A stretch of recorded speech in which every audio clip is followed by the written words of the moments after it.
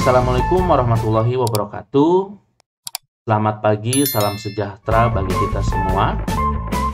Gimana kabarnya para mahasiswa sekalian? Mudah-mudahan kita berada dalam lindungan Tuhan, berada dalam lindungan Allah Subhanahu wa Ta'ala, lalu berada dalam kesehatan. Sebelumnya perkenalkan diri dulu, nama saya adalah Jabroni Hamdani, saya adalah anggota dari tim e-learning. Pada kesempatan kali ini saya akan memberikan sebuah tutorial mengenai tata cara untuk mengikuti perkuliahan PLP 1 gitu, seperti itu para mahasiswa sekalian.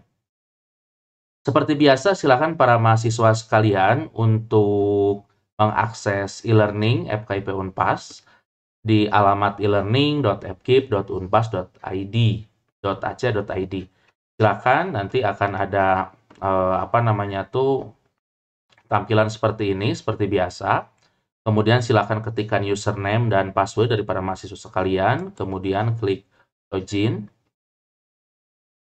Kemudian nanti pastikan ada nama sekolah para mahasiswa sekalian. Kebetulan untuk tutorial kali ini namanya belum nama sekolah gitu. Nanti setelah itu silahkan klik. Kemudian di sini ada pengumuman, silakan untuk dibaca pengumuman. Di sini ada penilaian PLP 1 masa pandemi COVID-19 dilakukan dengan mempertimbangkan aspek-aspek komponen dan bobot penilaian, format instrumen yang digunakan, dan kriteria penilaian.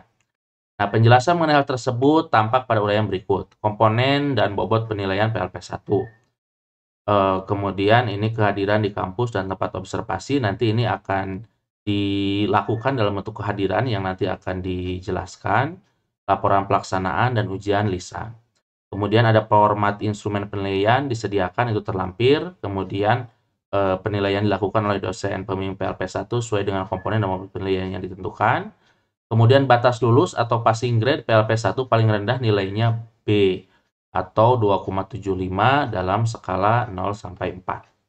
Kemudian di sini ada beberapa tunjuk pengisian instrumen borang PLP, instrumen program PLP 1. Di sini nanti ada kehadiran yang nanti akan saya jelaskan. Yang pertama, instrumen diisi secara objektif berdasarkan informasi yang berhasil dikumpulkan mahasiswa peserta PLP 1. Jadi harus objektif. Kemudian instrumen observasi kultur sekolah diisi oleh mahasiswa program PLP 1 dan diketahui serta ditandatangani oleh dosen pembimbing mahasiswa DPM PLP 1. Nah, ini silakan untuk dibaca dan dipahami. Kemudian selanjutnya hal yang akan saya jelaskan, yang pertama itu nanti di sini ada daftar hadir. Nah, daftar hadir itu para mahasiswa sekalian hanya bisa mengisi di pertemuan tertentu. Karena pertemuan 1-4 dikarenakan nanti jadwalnya itu silakan untuk didiskusikan dengan dosen pembimbing. Jadi ada pertemuan 1-4, kehadirannya itu nanti akan diisi oleh pembimbing gitu ya, seperti itu. Nah, kemudian nanti di sini nih, di sini sudah ada user enroll start tanggal 4 bulan 3 2021. Nah, ini nanti yang akan menceklis hadir atau tidaknya untuk pertemuan 1-4 itu adalah dosen pembimbing. Jadi nanti dosen pembimbing akan mengatur, akan menghadirkan atau tidak, dikarenakan apa? Dikarenakan nanti ini tiap dosen pembimbing itu mungkin berbeda-beda, ada yang hari Senin, hari Selasa, hari Rabu, sehingga nanti yang akan menghadirkan itu adalah dosen pembimbing. Jadi ketika sudah hadir, pertemuan pertama itu menghadirkan dosen pembimbing. Pertemuan kedua dosen pembimbing, ketiga dosen pembimbing, keempat dosen pembimbing. Nah, kemudian para mahasiswa sekalian, untuk pertemuan 5 dan 6 berasal dari kehadiran mahasiswa saat pengarahan. Nah, untuk 5 dan 6, pertemuan 5 dan 6 yang ini ya, daftar hadir pengarahan dan pelepasan, daftar hadir pengarahan dan pelepasan, daftar hadir pengarahan dosen dan DPM. Nah, ini bisa diisi oleh mahasiswa. Jadi yang bagian B dan C ini bisa diisi oleh mahasiswa. Sedangkan 1-4, pertemuan 1-4 untuk perkuliahan ini nanti akan kehadirannya diisi oleh dosen. Jadi kalau hadir nanti akan dihadirkan oleh dosen, kalau tidak hadir nanti oleh dosen akan tidak hadirkan gitu, seperti itu. Jadi gimana nanti pertemuannya. Kemudian yang selanjutnya, untuk pertemuan ke-8 sampai ke-14, ini juga tidak diisi oleh mahasiswa. Jadi nanti yang menghadirkan atau tidak itu adalah dosen, gitu ya, seperti itu. Kemudian untuk penyerahan laporan juga ini tidak dihadirkan oleh mahasiswa, oleh dosen. Kemudian untuk ujian lisan juga ini tidak dihadirkan oleh mahasiswa, tapi dihadirkan oleh dosen, gitu, seperti itu. Nah, itu para mahasiswa untuk kehadiran. Jadi, para mahasiswa sekalian hanya mengisi kehadiran poin 5, 6, dan 7 gitu ya, seperti itu. Nah, kemudian para mahasiswa sekalian, itu untuk daftar hadir. Kita akan berlanjut ke yang selanjutnya. Nah, kemudian untuk web meeting pengarahan, pembekalan, dan pelepasan PLP1, nah ini linknya di sini. Nanti untuk pelaksanaan tanggal dan lain sebagainya di sini sudah di setting sesuai dengan daftar hadir. Jadi untuk pelaksanaan nanti pengarahan PLP1 itu tanggal-tanggalnya sesuai dengan yang sudah disetting di sini. Nah, pengarahan kita coba lihat. Daftar hadir pengarahan. Nah, ini 31 eh, daftar hadir pengarahan dan pengelepasan di sini sudah ada 29 Maret sampai 30 Maret. Nanti akan ada informasi untuk pengarahan tanggalnya itu kepada para mahasiswa sekalian juga gitu ya, seperti itu. Jadi silakan nanti ketika tanggal tersebut, silakan para mahasiswa sekalian itu bisa mengklik link ini, kemudian nanti akan tergabung dengan Zoom, ya seperti itu. Nah, kemudian para mahasiswa sekalian, nanti di sini para mahasiswa sekalian itu yang diupload itu sebenarnya hanya 2 para mahasiswa sekalian. Yang pertama itu adalah laporan pelaksanaan PLP1. Kemudian yang kedua itu adalah resume laporan dalam bentuk PDF atau PowerPoint yang di-PDF-kan untuk ujian lisan dengan dosen pembimbing atau dosen di sini nih sudah ada ya untuk dengan dosen pembimbing mahasiswa gitu ya. Nah, tapi di sini ada sebuah syarat, apabila kehadiran tidak memenuhi di daftar hadir, maka para mahasiswa sekalian tidak bisa mengupload laporan PLP1. Jadi pastikan kehadiran itu telah mengisi kehadiran para mahasiswa sekalian ketika kegiatan pengelepasan, atau dosen dari para mahasiswa sekalian sudah menceklis daftar hadir, sudah menghadirkan para mahasiswa sekalian ketika melakukan perkuliahan, ketika melakukan pembimbingan gitu, seperti itu. Apabila tidak memenuhi persyaratan kehadiran, maka tidak bisa mengupload laporan gitu. Kemudian setelah itu juga, apabila tidak bisa mengupload laporan, maka ujian pun tidak bisa. Jadi ini berjenjang para mahasiswa sekalian. Yang pertama itu kehadiran harus terpenuhi.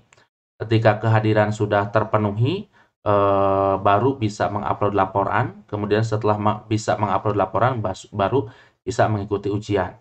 Jadi ketika kehadiran tidak memenuhi syarat, maka tidak bisa mengupload laporan gitu. Nah, kemudian lalu bagaimana tata cara untuk mengupload laporan?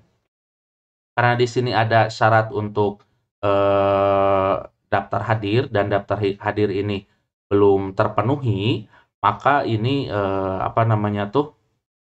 tidak bisa mengupload laporan gitu ya, seperti itu. Walaupun demikian, saya coba akan demokan. Saya tidak akan mengatur terlebih dahulu untuk laporan PLP ini supaya nanti saya bisa untuk mendemokan gitu ya, seperti itu. Nah, kemudian dikarenakan tadi syarat untuk kehadiran untuk tutorial ini belum terpenuhi, maka tadi Bapak masuk sebagai dosen, kemudian menghadirkan dari mahasiswa. Jadi sudah Bapak tadi klik hadir di sini. Jadi ketika nanti ini tidak hadir, maka tidak bisa mengisi. Kemudian nanti ini ketika hadir, maka sudah bisa mengisi gitu. Nanti di sini ada keterangan masuknya jam berapa, tanggal berapa. Kemudian setelah itu Bapak akan klik save di sini.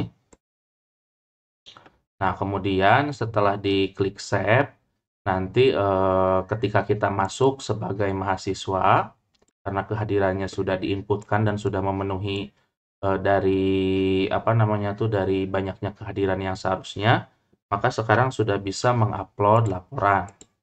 Coba akan masuk, apakah sudah bisa atau belum untuk mengupload laporan. Nah, di sini sudah aktif sekarang. Jadi sekarang sudah aktif, jadi sudah bisa untuk mengupload laporan. Kita klik. Nah, kemudian di sini tambahkan pengajuan tugas. Kemudian silakan klik di sebelah sini. Kemudian silakan untuk di-upload filenya ke sini dalam bentuk PDF ya. Kemudian silakan laporannya dimasukkan ke sini. Ya, Bapak akan coba contohkan dengan buku panduan PLP, unggah ke sini. Jangan lupa nanti setelah laporan itu ada apa namanya tuh ada tanda tangan, silakan untuk ditandatangani terlebih dahulu. Simpan perubahan. Nah, sampai sejauh ini sudah apa namanya tuh sudah selesai dikumpulkan gitu ya, sudah selesai dikumpulkan. Kemudian setelah itu nanti akan dibaca oleh dosen, kemudian jangan lupa untuk ditandatangani. Apa yang harus ditandatangani? Sebelumnya kita akan lihat dulu panduannya. Nah, di panduan ini dijelaskan untuk format laporannya. Kita akan lihat dulu format laporannya itu seperti apa. Nah, di sini sudah ada format laporannya di halaman 9. Ada halaman judul, halaman pengesahan, abstrak, kata pengantar, dan sebagainya ini dilengkapi. Kemudian nanti dilampirkan juga ini nih. Instrumen observasi, nanti ini akan diberikan dalam bentuk Microsoft Word supaya nanti mudah untuk mengisinya ya. Nah, ininya dilampirkan di dalam laporan. Nah, jangan lupa ini untuk ditandatangani terlebih dahulu oleh mahasiswa. Jadi sebelum diupload ini ditandatangani, kemudian setelah itu diupload dalam bentuk PDF yang digabung dengan laporan. Kemudian ini juga jangan lupa untuk ditandatangani, ini juga jangan lupa untuk ditandatangani gitu ya. Karena nanti di sini akan ditandatangani oleh dosen. Tentunya mahasiswa terlebih dahulu yang harus menandatangani. Nah, setelah upload laporan seperti ini, sudah beres. Kemudian nanti, ini kalau sesuai waktu ya, yang di ujian di sini itu nanti akan aktif juga ketika ini sudah diupload. Sudah diupload, sudah diperiksa, maka ini nanti akan aktif juga gitu ya, seperti itu. Jadi sistemnya ini berjenjang. Jadi sekali lagi, langkah yang pertama itu adalah mengisi daftar hadir, yang daftar hadir itu nanti pertemuan 1 sampai 4 itu akan diisi oleh dosen. Kemudian setelah itu ada pertemuan 5, 6, dan 7 itu diisi oleh mahasiswa. 8 sampai 14 itu diisikan oleh dosen, 15, 16 diisikan oleh dosen.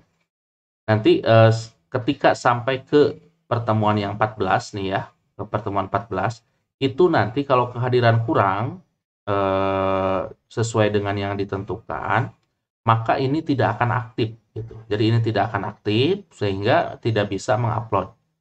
Kemudian nanti silakan untuk menghubungi dosen apakah memang para mahasiswa sekalian tidak hadir ataukah mungkin dosen belum menceklis kehadiran dari para mahasiswa sekalian. Ketika sudah ini aktif baru bisa untuk mengupload. Nah, kemudian yang selanjutnya ini juga sama untuk ujian lisan. Jadi nanti PowerPoint-nya di PDF-kan, kemudian setelah itu PDF-nya diupload di sini sama juga sesuai waktu yang ditentukan. Nah, di sini 19 sampai dengan 26 April, akan tetapi di sini itu disepakati dengan dosen pembimbingnya kapan mau menguploadnya, tentunya sebelum ujiannya mungkin gitu ya, seperti itu. Nah, setelah mengupload kemudian nanti mengikuti ujian sudah gitu ya, seperti itu. Nah, itu untuk langkah-langkah PLP 1 tutorial yang bisa diberikan. Jadi sekali lagi harap perhatikan petunjuk-petunjuk yang ada di sini seperti itu. Di sini juga akan ada rekaman web meeting perkuliahan PLP 1. Nanti pertemuan 1 sampai pertemuan 4 ini akan di-link-kan ke rekaman yang nanti akan direkam oleh dosen ketika perkuliahan. Nanti rekaman ini akan langsung terhubung gitu ya. Seperti itu. Terhubung dengan perkuliahan yang sudah direkam.